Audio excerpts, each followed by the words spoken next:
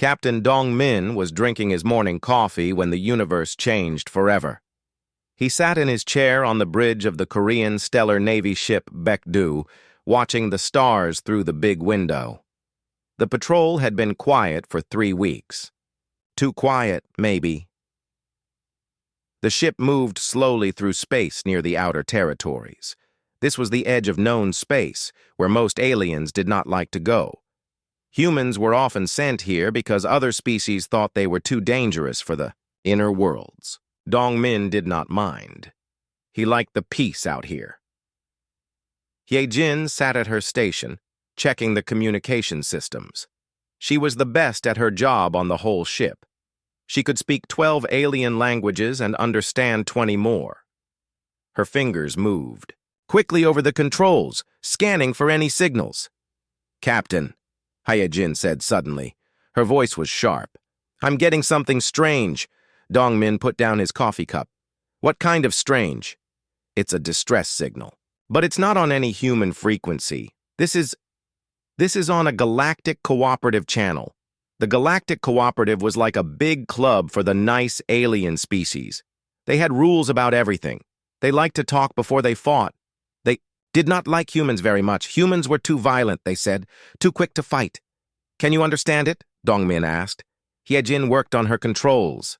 The sounds that came out were like music mixed with water bubbles. It was beautiful but sad. Very sad. "It's from the Volani Republic," she said. "They're aquatic beings. They live underwater on crystal worlds. Captain, they're asking for help." "What kind of help?" Hyejin listened more. Her face became pale. "They're under attack. Something called the Krex Dominion is destroying their worlds. They're asking for evacuation help. They're offering their entire culture's knowledge in exchange for saving their children." Dong Min stood up. He knew about the Krex. They were bad news. They took over planets and made slaves of everyone. They destroyed beautiful things just because they could. "How long do they have?" he asked. 72 hours before their planets fall completely." The bridge became very quiet. Everyone knew what this meant. The nearest galactic cooperative fleet was weeks away. By the time they got there, the Volani would all be dead or slaves. "Sir," said Young Hee from her station. She was the ship's counselor, but she used to be a Marine. She still thought like a soldier. "The Galactic Cooperative won't ask us for help. They never do." "I know," Dong Min said. "The Volani probably don't even know humans exist," Hyejin added. "This message wasn't meant for us." Dong Min walked to the big window. He could see other human ships in the distance. 5 destroyers and 2 carriers. Not a big fleet, but they were all tough ships with good crews. He thought about the Volani. He had read about them once. They built cities that looked like flowers underwater. They made art with light. They had never hurt anyone. They were what the galaxy called civilized. Then he thought about the Krex. They were also what some called civilized, because they followed certain rules when they conquered worlds. But Dong Min knew the truth. Rules did not matter when children were dying. "Hyejin," he said. "Can you contact Commander Bo-Ram?" "Yes, sir." A few minutes later, Bo-Ram's face appeared on the main screen. She was on her ship, the Jirisan. She looked tired but alert. "Dong Min," she said. "What's the situation?" "We've intercepted a distress call from the Volani Republic. They're under attack by the Krex Dominion. 72 hours until complete planetary fall." Bo-Ram's eyes became hard. "How far?" 18 hours at maximum speed. "The cooperative? Their nearest fleet is 3 weeks out." Bo-Ram was quiet for a long moment. Behind her, Dong Min could see her crew working. They all knew something big was happening. "You know what this means," Bo-Ram said finally. "If we go, we'll be acting without orders. The cooperative will be angry. Earth Command might court-martial us, I know. The Volani might not even want our help. They might be afraid of us. I know that too." Bo-Ram smiled, but it was not a happy smile. It was the smile of a predator. "How many ships do you think we'll need?" "All of them." "Good answer." She turned to someone off-screen. "Signal all ships. Emergency formation." We're going to war. The next hour was busy. The human fleet gathered together and prepared for hyperspace jump. Dongmin watched his crew work. They moved fast but carefully. Everyone knew their job. Jae Sung, the chief engineer, came to the bridge. "Captain, I'm pushing the engines past safe limits. We can make it in 18 hours, but it'll be rough." "Do it." "Sir," Haijin said, "I'm still receiving Villani transmissions. They're getting more desperate. Their outer colonies have already fallen." Dongmin nodded. "Can you send a message back?" "I can try. My Villani isn't perfect, but I can manage basic words. Tell them help is coming." Hyejin worked on her controls. After a few minutes, she sent a short message in the musical Villani language. "What did you tell them?" Dongmin asked. "I said friends are coming fast. I didn't say we were human. I thought that might scare them." That was smart, Dongmin thought. The Villani had probably never seen a human before. They might think humans were monsters, like many other species did. The hyperspace jump began. The stars outside became lines of light, then disappeared. The ship shook as they entered hyperspace. This was faster than they usually traveled, much faster. On the bridge, everyone was quiet. They all knew they were doing something that could change everything. Humans were not supposed to answer distress calls from the Galactic Cooperative. They were supposed to stay in their corner of space and not cause trouble. But Dongmin thought about the Villani children. Somewhere out there, aquatic beings were hiding in their crystal cities while bombs fell from the sky. They had called for help, and no one was coming. No one except the humans. "Captain," Young-hee said, "I've been thinking about Krek's tactics. They like to make examples. They probably won't just conquer the Villani worlds. They'll destroy them completely to scare other species. Then we need to stop them."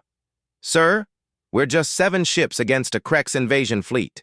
That could be 50 ships or more." Dongmin looked at his crew. They all looked back at him. He saw no fear in their eyes. These were humans. They came from Earth where everything tried to kill you every day. They had learned to fight impossible odds. "Young-hee," he said, "how many ships do you think we really need?" She smiled. "1, for each of us, sir." The journey through hyperspace continued. Hyejin kept listening to Villani transmissions. The messages were getting sadder and more desperate. Sometimes she had to stop and wipe her eyes. "They're singing," she told Dongmin. "Some of their cities are singing farewell songs. They think they're all going to die." Not if we can help it. 18 hours felt like forever. But finally, the ship's computer announced they were approaching their destination. The crew prepared for battle. Weapons were charged, armor was checked. Marines suited up. "All ships ready, Commander Boram," came the signal from the other ships. "Drop us out of hyperspace," Boram ordered. "Time to see what we're up against." The stars returned. And with them came a sight that made everyone on the bridge angry. 3 beautiful blue worlds hung in space ahead of them. They sparkled like jewels.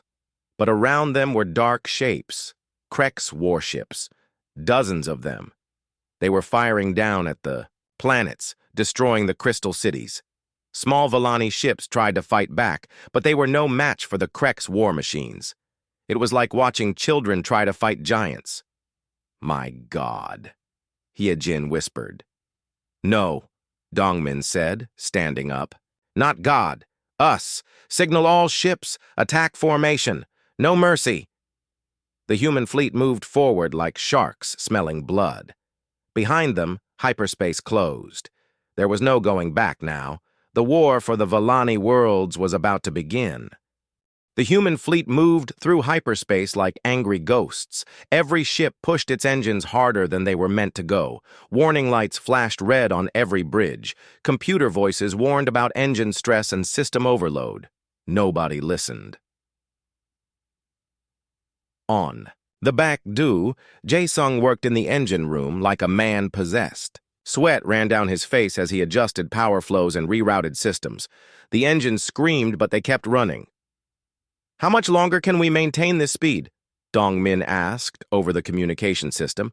16 hours, maybe 17 if we're lucky, Jae-sung replied, not looking up from his work. After that, we'll need to slow down or risk total engine failure. We'll be there in 18 hours. Push it. Yes, sir. In the ship's small gym, Young-hee stood before 30 Marines. They sat on benches, listening carefully. She had changed from her counselor clothes into military gear. The gentle woman who helped people with their problems was gone. In her place stood a warrior. Listen carefully, she said. The Krek's Dominion follows a simple strategy. They overwhelm their enemies with numbers, then land troops to secure the planets. They use fear as a weapon. One of the Marines, a young man named Kiho, raised his hand. Ma'am, what kind of weapons do they use? Energy blasters, mostly. Their armor is thick, but slow. They rely on shields and heavy firepower. Young-hee activated a holographic display. But they have one weakness. They're not creative. They follow patterns. They don't adapt quickly. Another Marine, an older woman named Yunji, spoke up. How do we use that against them? Young-hee smiled. It was not a nice smile. We do what humans do best. We adapt. We improvise. We make them face something they've never seen before. She turned to the display and showed images of Krek's soldiers. They were large, insect-like beings with heavy armor and weapons. They think they're the strongest things in the galaxy, Young-hee said. They've never fought Deathworlders before. Meanwhile, on the carrier Sobek, Taewon prepared his fighter squadron. 24 pilots sat in their cockpits, running system. Checks. Their fighters were small and fast, built for quick strikes. Remember, Taewon said over the radio, we're not here to follow galactic warfare rules. We're here to save lives. That means we fight dirty if we have to. His pilots acknowledged. They were all volunteers. When they heard about the mission, every pilot on the fleet had asked to join. No one wanted to stay behind while people were dying.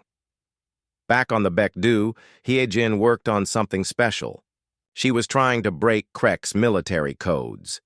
It was illegal, according to galactic law. Humans were not supposed to have this kind of technology, but humans had learned long ago that following all the rules could get you killed. They kept secrets. They prepared for the worst. I'm getting into their communication networks, Hyejin told Dongmin. Their security is good, but it's designed to stop civilized attacks. They don't expect brute force hacking. What can you learn? Fleet composition, attack patterns, maybe even their next targets. Her fingers flew over the controls. Captain, they have 47 warships, 3 dreadnoughts, 12 heavy cruisers, and 32 smaller ships. Dongmin felt his stomach drop. 47 ships against their 7. Those were not good odds, even for humans. Anything else? They're not just conquering the Villani worlds, they're planning to destroy them completely. They want to make an example for other species. Then we stopped them. On the Jirisan, Commander Boram gathered her senior officers for a video conference. With all the ship captains, 7 faces appeared on her screen, including Dongmin. We all know the situation, Boram said. We're outnumbered almost 7-1. Any sane military commander would call for reinforcements and wait. Good thing we're not sane, said Captain Wu Jin from the destroyer Hala. The others laughed, but it was nervous laughter. They all knew how dangerous this mission was. I want ideas, Boram said. How do we fight a fleet that big? We don't fight their fleet, Dongmin said.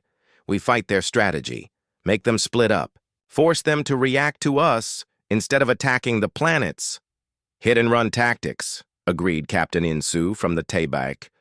Draw them away from the Villani worlds. What about the Villani themselves? Asked Captain Mi Young from the carrier Halasan. Can they help? Hyejin had been listening.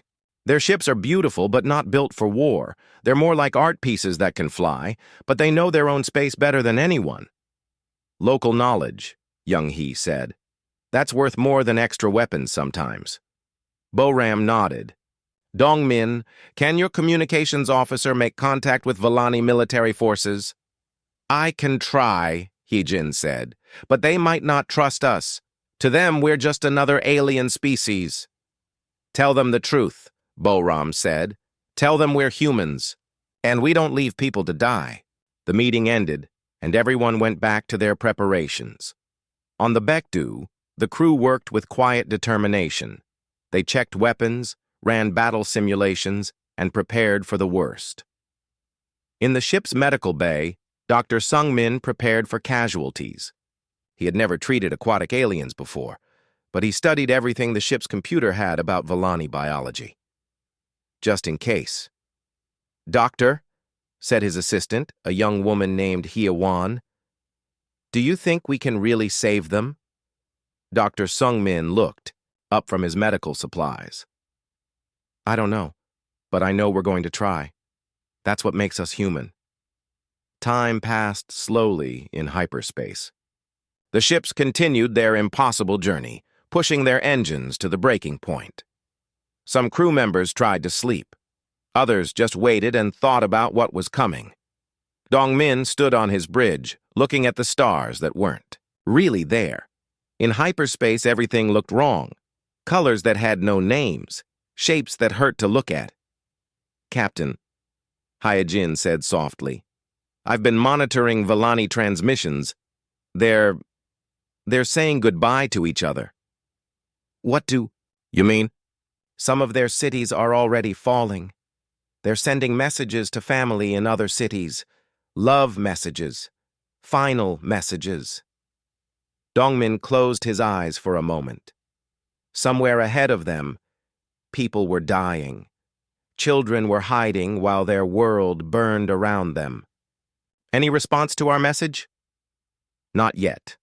I think they're too scared to hope. 2 hours before they reached the Villani system, alarms started going off all over the fleet. The engines were failing. One by one, ships reported critical system failures. Jae-sung, Dongmin called. Report. We can't maintain this speed much longer, Captain. The engines are about to explode. How long can we hold together?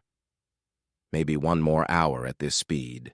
After that, we'll have to slow down. Dongmin looked at the time display.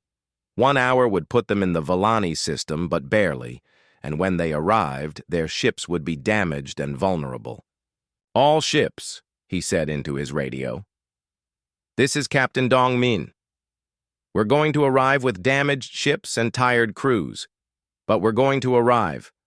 And when we do, we're going to remind the galaxy what humans are capable of. Responses came back. From all the ships. Not words, but sounds, battle cries, growls, the sounds that humans made when they were ready to fight impossible odds. One more thing, Dongmin added. When we drop out of hyperspace, we attack immediately. No warnings, no demands for surrender. The Kreks chose to attack innocent people. Now they deal with us.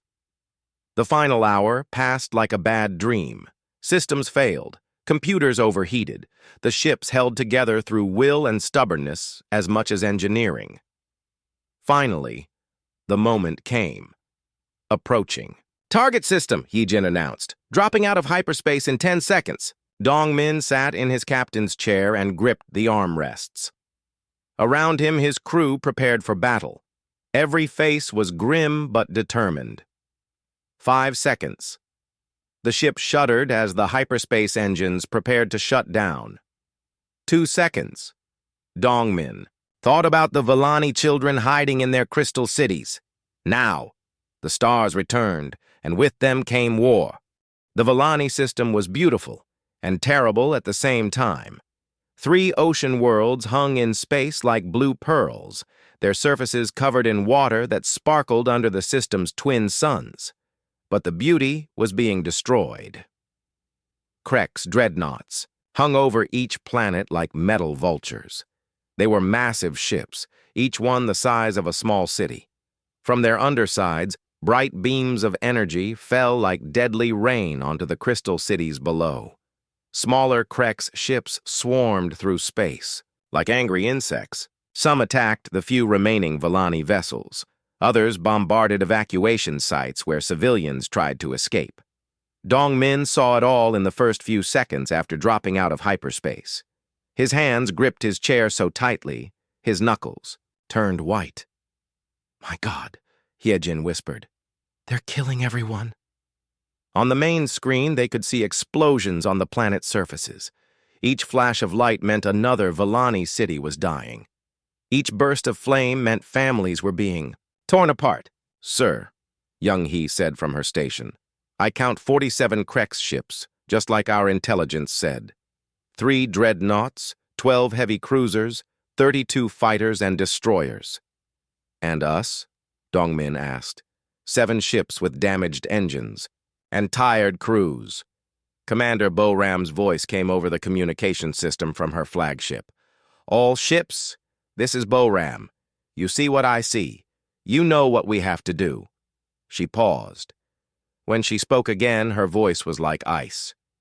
"We are 7 ships. They are 47. In any normal military situation, we would be fools to attack. But this is not a normal situation. This is genocide. And we are not normal soldiers. We are humans." On every bridge in the human fleet, crews listened. "We don't fight for glory. We don't fight for conquest. We fight because someone called for help, and we answered. We fight because children are dying, and no one else is coming to save them." The comm channel was quiet except for the sound of breathing. "All ships, weapons free. Target the largest ships first. Show them what Deathworlders can do." The human fleet spread out and accelerated toward the Krex formation. 7 small ships against 47 larger ones. It should have been suicide. The Krex noticed them immediately. Warning signals flashed between their ships. Battle formations began to form. On the lead, Krex dreadnought, War Prime Thekmor stood on his command bridge. He was a large, insect-like being with 4 arms and compound eyes. His armor was covered in symbols showing his many victories. "Unknown ships approaching," his communications officer reported. "They are not responding to our demands for identification." "How? Many?" Thekmor asked. 7 small vessels, possibly a scouting force." Thekmor's mandibles clicked in what passed for laughter among his species. 7 ships? Send a squadron to destroy them. We have more important work to do." But as the Krex fighters moved to intercept, something unexpected happened. The unknown. Ships did not try to run. They did not send diplomatic messages. They simply attacked. The battle began when Captain Taewon led his fighter squadron straight into the middle of the Krex formation. His 24 fighters moved like wolves through a flock of sheep. "Remember," he told his pilots, "they've never fought anything like us before. Use that." The Krex fighters expected a normal space battle. Ships would keep their distance and exchange fire. The stronger side would slowly win. Instead, the human fighters did something no civilized species would do. They flew straight at the Krex ships and got so close that the Krex weapons could not track them. Then they attacked from behind, using short-range weapons that tore through Krex armor. "What are they doing?" the Krex squadron leader demanded. "They're supposed to maintain fighting distance." But the humans did not care what they were supposed to do. Kiho, one of the youngest pilots, actually flew his fighter between the legs of a Krex destroyer and fired upward into its belly. The Mayusate explosion that followed lit up half the system. On the destroyer Halasan, Taewon made a decision that would become legend. A Krex heavy cruiser was moving to attack one of the evacuation zones where Villani civilians were trying to escape. "This is Taiwan," he said over the radio. "I'm going to ram that cruiser." "Sir!" his weapons officer protested. "That's suicide!" "No," Taewon said calmly. "That's war." He aimed his ship directly at the Krex cruiser's hangar bay and pushed his engines to maximum power. The destroyer Halasan shot forward like a bullet. The Krex crew saw him coming but could not believe what they were seeing. No civilized captain would sacrifice his ship like this. It was madness. The Halasan smashed through the cruiser's hangar bay doors and penetrated deep into the ship's core. But Taiwan was not finished. As his ship tore through the enemy vessel, he ordered his entire Marine complement to deploy. 60 human Marines in powered armor dropped directly into the Krek's ship's interior. They spread out through the corridors, fighting their way toward the command center. The Kreks had never experienced boarding actions like this. Their own Marines were disciplined and followed strict patterns. The humans fought like wild animals, appearing from unexpected directions and using tactics that made no sense. Soon-Ja led one group of Marines through the ship's lower levels. She was a small woman, but in her powered armor, she could punch through steel doors. Behind her, 5 Marines followed, their weapons ready. "Contact front," one of them called. A group of Krek soldiers blocked the corridor ahead. The Kreks opened fire with their energy weapons. The beams struck the human armor, but did not penetrate. The armor was designed to work in the worst environments in the galaxy. A few energy blasts were nothing. Soon-Ja charged forward. Her armor's servos whined as she picked up a heavy piece of debris and threw it at the Krek soldiers. They scattered, confused by this unexpected tactic. Her team followed, firing as they advanced. The Kreks fell back, unable to understand how such small beings could be so dangerous. Meanwhile, on the planet's surface, something even more surprising was happening. The Villani were watching the battle through their sensors, and they could not believe what they saw. In the crystal city of Coral Garden, the Villani leader Meleth swam quickly through the flooded corridors. Her bioluminescent patterns flashed, with urgent messages to her people. "What ships are those?" she asked her military advisor. "A being called Deep Current." "Unknown," Deep Current replied. "They are not galactic cooperative vessels. The design is unfamiliar. But they are fighting the Kreks. Yes, and winning." Through the city's sensors, they watched the human fighters tear through Krek's formations. They saw the destroyer ram the cruiser. They saw small human ships attacking vessels 10 times their size. Who fights like this? Meleth wondered. Who sacrifices their ships to save strangers? Her question was answered when a communication came through on an emergency frequency. The voice was speaking in broken Villani, but the meaning was clear. "Villani people, this is the human ship Bekdu. We heard your call for help. We are here to evacuate your civilians. Please respond." "Humans?" Deep Current's patterns flashed confusion. "I have never heard of this species." Meleth activated the communication system. "Human ship? This is Coral Singer Meleth of the Villani Republic. What are you?" The response came back quickly. "We are friends. We come from a world called Earth. We don't let children die if we can help it." On the Bekdu, Hye-jin was translating as fast as she could. Captain Dongmin stood beside her listening to the conversation. "Tell them we need coordinates for evacuation. Sites," he said, "and ask if they can help us locate Krek's weak points." As Hye-jin translated, the battle continued around them. The human fleet was holding its own, but barely. They were still outnumbered badly. On the Krek's flagship, War Prime Tekmor was no longer amused. 3 of his ships had been destroyed, and his forces were in confusion. "What species are these?" he demanded. "Unknown, War Prime," his intelligence officer replied. "They do not match any known galactic database, but their tactics suggest they are from a high-gravity world, possibly a death world." Tekmor's compound eyes focused. "Deathworlders? Here?"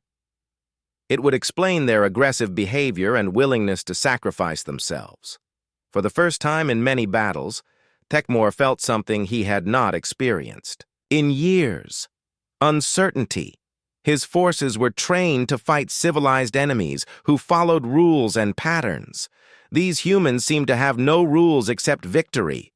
"Signal the fleet," he ordered. "Full attack formation. Destroy these Deathworlders before they can interfere further."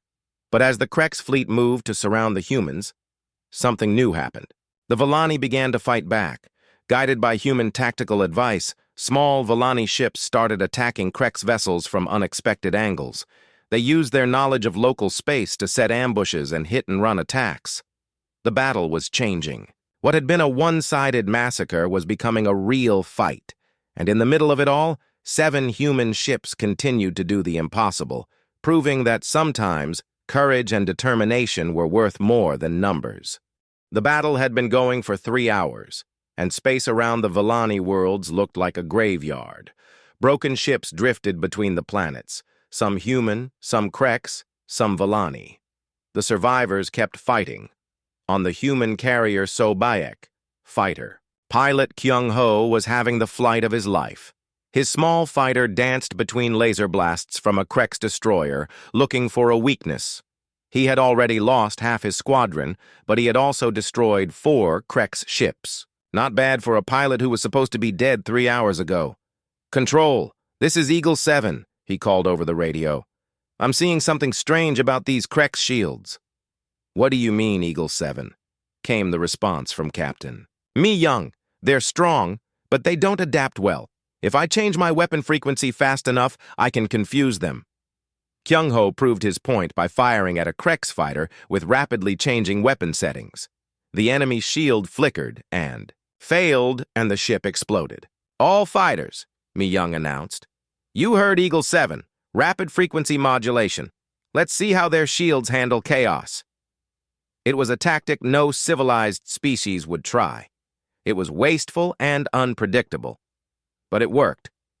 Human fighters began tearing through Krex ships that should have been protected. On the planet's surface, the real war was being fought in the deep cities.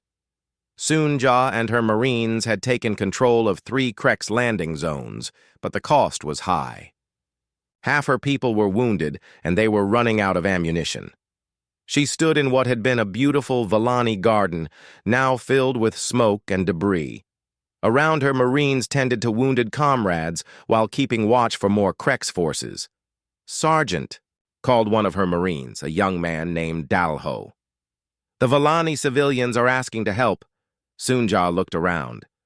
A group of aquatic beings floated nearby in environmental suits that let them survive in air. Their bioluminescent patterns flickered with what she had learned meant determination. "They want to fight?" she asked. "They say they know where the Krex are storing their heavy weapons. They can guide us there." Soonja thought about it. These were peaceful people who had never fought a war before, but they knew their world better than anyone. "Tell them yes," she decided, "but they stay behind our lines. I won't have civilians dying on my watch." The Vellani guide, a being called Swift Current, led them through flooded tunnels that the Krex had not found. They moved quickly through passages that sparkled with bioluminescent coral. "The weapon storage is ahead," Swift Current explained through a translator device. "But there are many guards." "How many?" Soonja asked. 40, maybe 50 Krex soldiers. Soonja had 12 Marines left. 50 against 12 were bad odds, even for humans. But she had learned something during the battle. The Krex were not creative. They followed patterns. "Swift Current," she said. "Can you make the lights in this area go out?" "Yes. The coral responds to our bioelectric fields." "Perfect. When I give the signal, kill all the lights, then stay down." Soonja explained her plan to the Marines. It was crazy, but crazy had been working all day. They reached the weapon storage area. It was a large cavern that the Krex had turned into a fortress. Energy barriers blocked the entrances, and heavy weapons covered all approaches. "Now," Soonja whispered. Swift Current sent a bioelectric pulse through the coral. Every light in, the cavern went out instantly. The Krex guards were suddenly blind. The humans were not. Their armor had night vision and thermal sensors.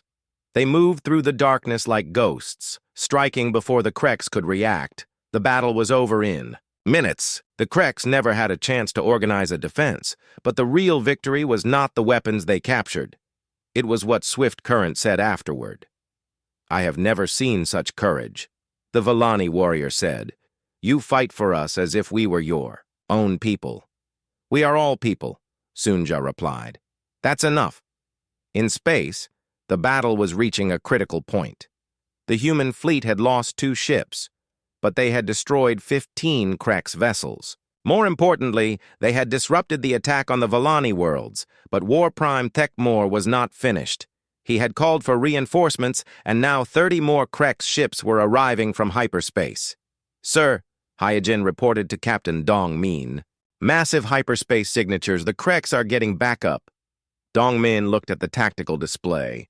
77 Krex ships against 5 human ships. Even for Deathworlders, those were impossible odds. "Signal Commander Boram," he ordered. Boram's face appeared on the screen. She looked tired but determined. Behind her, sparks flew from damaged. "Control panels. I see them, Dongmin," she said before he could speak. 77 ships. Orders? Boram was quiet for a moment. Then she smiled. It was not a nice smile. "Signal the sector fleet. Tell them we need backup. Full military emergency." "Ma'am, the sector fleet is 3 days away at best." "I know. Signal them anyway." She paused. "And send a message to Earth Command. Tell them we're not just fighting for the Volani anymore. We're sending a message to the entire galaxy." What message?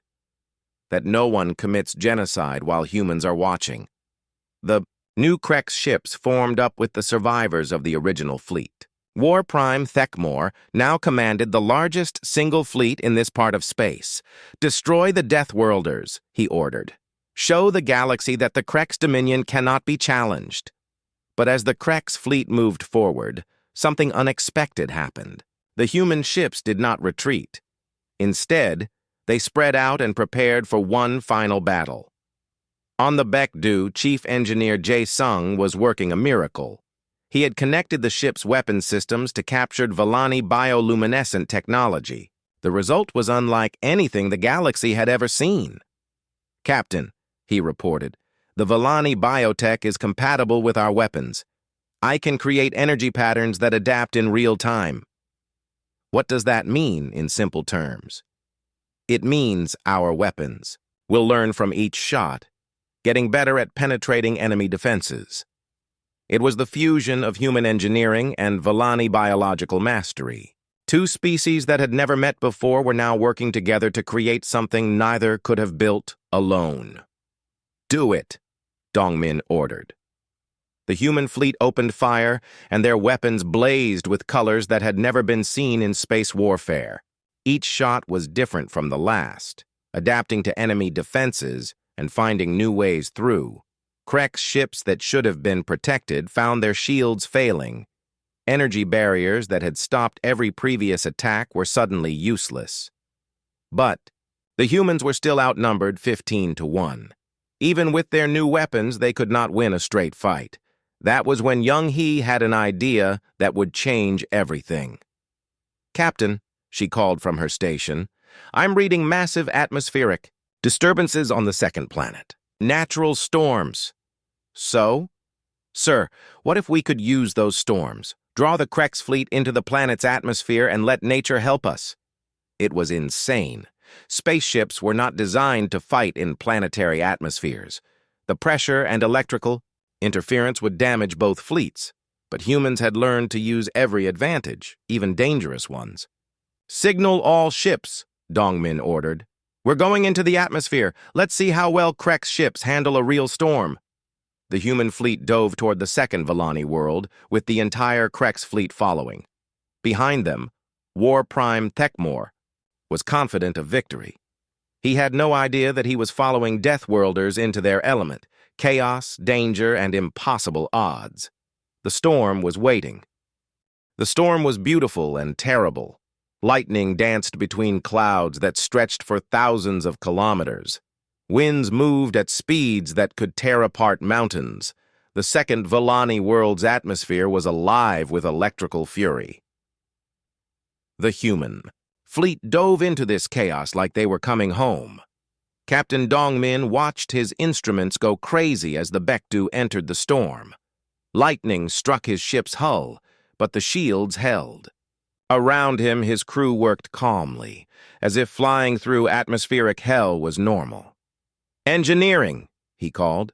"How are we holding up?" "Ship systems are adapting. Jae-sung reported. The bioluminescent technology is actually helping. It's learning from the electrical patterns in the storm. Behind them, the Krex fleet followed. War Prime Thekmor had never fought in atmospheric conditions like this, but he was confident his larger ships could handle anything the humans could. He was wrong. Krex ships were built for space warfare. They were large, heavily armored, and powerful. But they were not flexible. When lightning struck them, their systems overloaded. When wind shear hit them, they struggled to maintain formation. The human ships, designed to work in Earth's violent weather systems, adapted quickly. They used the storm as a weapon, leading Krex vessels into lightning strikes and wind patterns that tore apart enemy formations. Commander Boram's voice came over the communication system. All ships, scatter pattern. Use the storm. Make them. Fight the planet as well as us. What followed was the strangest battle in galactic history. Ships chased each other through hurricane winds. Fighters dodged between lightning bolts. Weapons fire mixed with natural electricity in patterns that lit up the entire planet. On the surface below, the Vellani watched through their sensors. In the crystal city of Deep Harbor, choral singer Melith and her advisors stared at displays. Showing the battle above. They are fighting in the storm itself, Deep Current said, his bioluminescent patterns flashing amazement. I have never seen anything like this. The humans, Melith said softly. They fight as if the chaos makes them stronger. She was right. Every time a Krex ship was damaged by lightning, human ships moved in for the kill. When wind shear scattered enemy formations, human fighters struck from unexpected angles. Fighter pilot Kyung-ho was having the time of his life. His small ship rode the storm winds like a surfer riding waves. Behind him, a Krex heavy fighter struggled to keep up. Come on, he said to himself. Let's see you handle this. He dove straight into a massive lightning strike. The electrical discharge washed over his ship harmlessly, but when the Krex fighter tried to follow, its systems overloaded. The enemy ship tumbled out of control and crashed into the ocean below. But the real turning point came when Sunja's Marines, still fighting on the planet's surface, made contact with something unexpected. In the deep trenches of the ocean floor, they found Vellani technology that had been hidden for thousands of years, ancient devices that could control the planet's weather patterns. Swift Current, Sunja asked her Vellani guide. What is this place? The Storm Singers, Swift Current replied, his patterns showing reverence. Our ancestors who learned to speak with the sky itself. This technology has not been used for generations. Can you activate it? Perhaps. But the power required would be enormous. Sunja looked at the ancient controls. They were beautiful, carved from living coral that pulsed with bioelectric energy. Do it, she said. Our ships are fighting up there. Let's give them some help. Swift Current and 3 other Vellani engineers worked together, their bioelectric fields linking with the ancient technology. Slowly, the devices came to life. Above, the storm began to change. Lightning strikes became more frequent and more focused. Wind patterns shifted to trap Krex ships while leaving human vessels free to maneuver. War Prime. Thekmor realized too late what was happening. The storm is being controlled, he shouted. How is this possible? His science officer, a nervous being called Sektar, studied the readings. War Prime. The electrical patterns suggest the humans have somehow allied with the planetary systems themselves. Impossible. No species can control planetary weather. But the evidence was right in front of them. Human ships moved through the storm as if they knew exactly where every lightning bolt would strike. Krex vessels found themselves trapped in wind patterns that seemed designed to destroy them. The battle was becoming a rout. On the Baekdu, Haejin was monitoring all communication frequencies. What she heard made her smile for the first time in hours. Captain, she reported, I'm picking up transmissions from across the galaxy. The Galactic Cooperative, the Free Trade Alliance, even the neutral zones. Everyone is watching this battle. What are they saying? They're calling it impossible. 7 human ships against an entire Krex invasion fleet. And we're winning. Dongmin nodded. Signal all ships. It's time to finish this. The final phase of the battle began with Commander Bo-Ram making a decision that would become legend. She ordered all remaining human ships to target the Krex flagship. Directly, "This is Bo-Ram," she announced on an open channel that every species in the galaxy could hear. "To War Prime Thekmor of the Krex Dominion. You came here to destroy innocent people. You chose to make war on civilians and children. Now you face the consequences." She paused, letting her words spread across space. "This is what happens when you threaten people while Deathworlders are watching." The human fleet converged on the Krex flagship. Their bioluminescent weapons, enhanced by Vellani technology and powered by human determination, tore through the massive ship's defenses. War Prime. Thekmor watched his mighty dreadnought dying around him. His compound eyes focused on the small, human ships that had done the impossible. "How?" he asked his communications officer. "How did they defeat us?" Before anyone could answer, a transmission came through from the human fleet. Captain Dongmin's face appeared on their screen. "War Prime," Dongmin said calmly. "You made one mistake. You thought this was about military strength. It wasn't. This was about what we're willing to sacrifice to protect people who can't protect themselves."